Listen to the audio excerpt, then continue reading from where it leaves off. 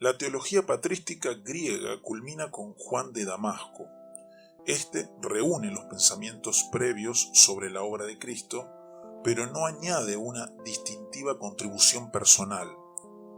Resumiendo el desarrollo hasta aquí, podríamos decir que la doctrina de la obra de Cristo aparece en la teología patrística griega bajo dos aspectos principales. Primero, por un lado se contempla la salvación como el resultado directo de la encarnación, como una nueva revelación divina dada al hombre, o comunicando, junto con la resurrección y muerte de Cristo, nueva vida al género humano.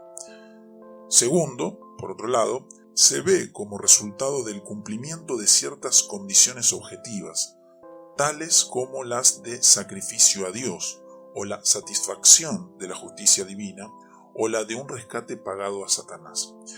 Si tuviéramos que designar algunas teorías que son típicas del periodo patrístico griego, señalaríamos lo que Mackintosh llama la gran doctrina exotérica de la expiación en la iglesia griega. La doctrina de que un rescate fue pagado al diablo y lo que él intitula la teoría esotérica de la recapitulatio.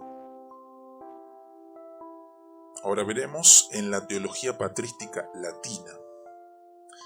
Aunque la doctrina de la obra de Cristo en la teología patrística latina tiene varios puntos en común con la teología griega temprana, sin embargo, aún en este periodo temprano empiezan a aparecer importantes diferencias. El tipo distintivo de teología latina empieza con Tertuliano. Hasta cierto punto, él desarrolla la teoría de la recapitulación de Ireneo, pero concibe que la encarnación afectó al género humano principalmente a través del precepto y del ejemplo. A pesar de ello, toda esta idea retrocede de alguna manera al trasfondo.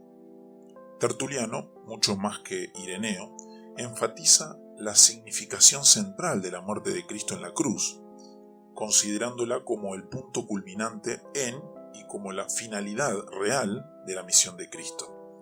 No puede decirse que él fue más lejos que Ireneo en la definitiva formulación de la doctrina de la muerte de Cristo. Su significado real radica en que introdujo en la teología el uso de varios términos legales, tales como culpa, satisfacción, mérito, etc. Términos que fueron destinados a cumplir una gran parte en el desarrollo teológico de la doctrina de la obra de Cristo.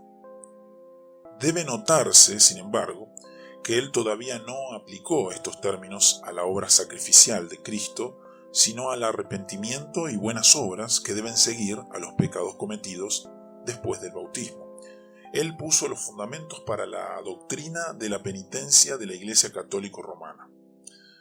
De Tertuliano pasamos a Hilario de Poitiers y a Ambrosio, quien interpretó el pensamiento griego para el occidente.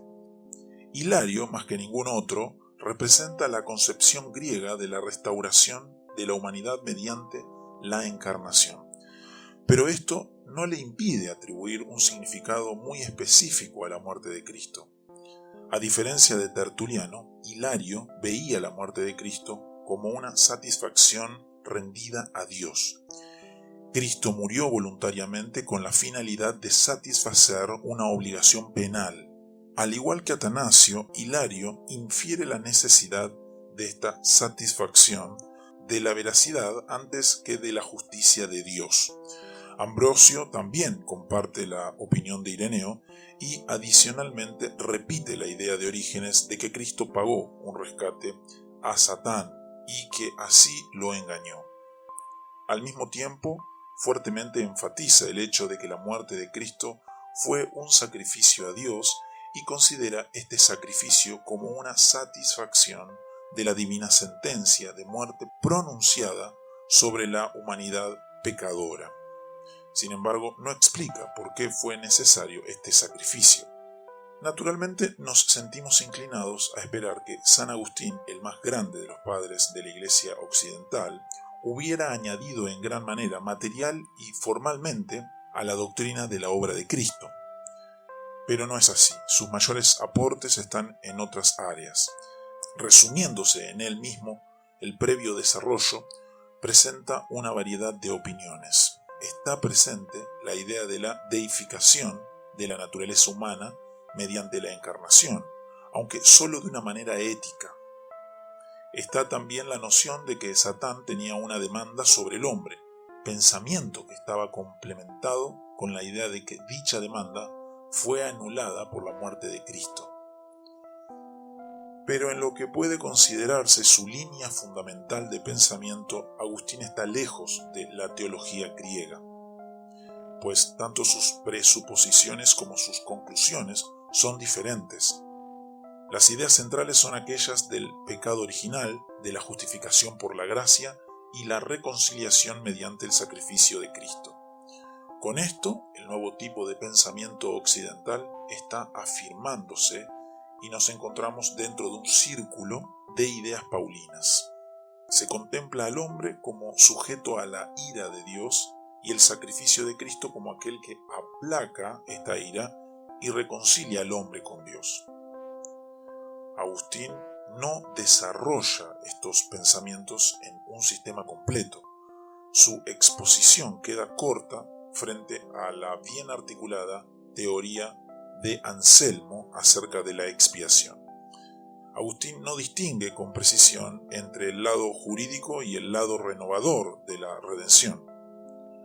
Algunas veces hace que la justificación descanse en la influencia santificadora del Espíritu Santo en vez de descansar en la eliminación de la culpa del pecado mediante Jesucristo.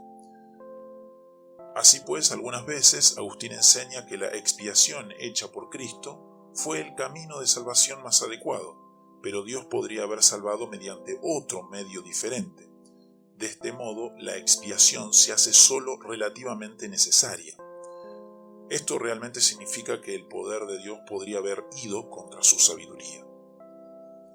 De los teólogos que fueron grandemente influenciados por Agustín, solo uno merece atención especial, a saber, Gregorio el Grande. Sus escritos contienen un pasaje que ha sido llamado la más completa síntesis de la antigua teología latina sobre la expiación.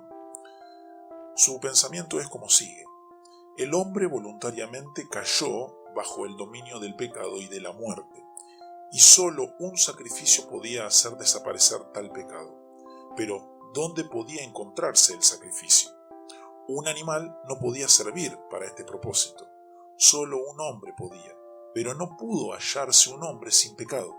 Por lo tanto, el Hijo de Dios se encarnó, asumiendo nuestra naturaleza, pero no nuestra pecaminosidad.